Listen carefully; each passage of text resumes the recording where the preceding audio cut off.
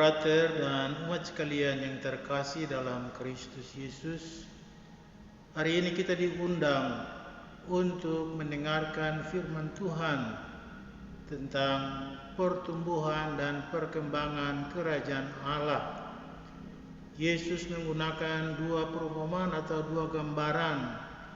Yang pertama, kerajaan Allah itu diumpamakan sebagai seorang yang menaburkan benih yang jatuh di tanah. Ia bertumbuh, bertunas, dan makin besar serta menghasilkan buah.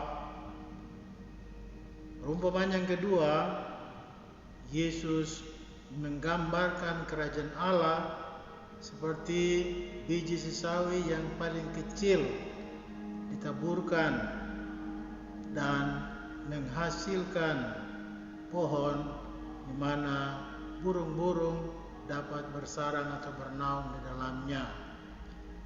Lewat kedua perumpamaan ini, pertama Yesus menggunakan gambaran mengenai benih yang jatuh ke dalam tanah, yang mengungkapkan misteri dari benih itu yang bertumbuh, berkembang, berbuah, tetapi kita tidak tahu apa yang terjadi di dalam tanah. Dengan ini Yesus mau mengatakan bahwa kerajaan Allah itu berkembang sesuai dengan kuasa Tuhan sendiri.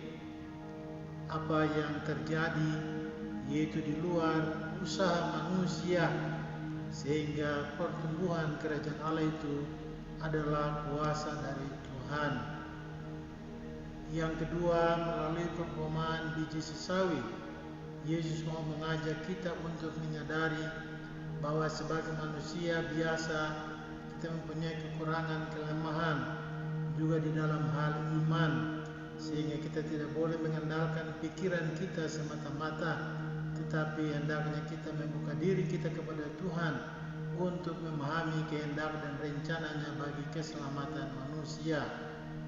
Apa yang digambarkan oleh Tuhan Yesus melalui kedua perumpamaan ini juga menunjukkan bagaimana karya Tuhan di dalam gereja perdana yang mula-mula hanya terdiri dari 12 orang, tetapi lama-kelamaan banyak orang bergabung dan menjadi anggota gereja, bukan karena kuasa mereka sendiri, tetapi karena kuasa Allah yang menarik setiap orang untuk menjadi orang-orang yang diselamatkan oleh Tuhan.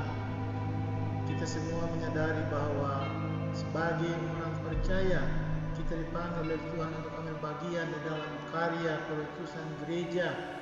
Kita membesarkan gereja bukan dengan kekuatan kita sendiri, tetapi dengan kekuatan Kristus. Karena itu marilah kita selalu membuka diri kepada Tuhan agar Roh Kudus berkarya dalam diri kita, sehingga pada waktunya kita akan memberikan hasil pada waktunya kepada Tuhan, yaitu kemuliaan Tuhan sendiri yang kita persembahkan dalam hidup kita sebagai murid-murid Kristus. Tuhan memberkati kita sekalian.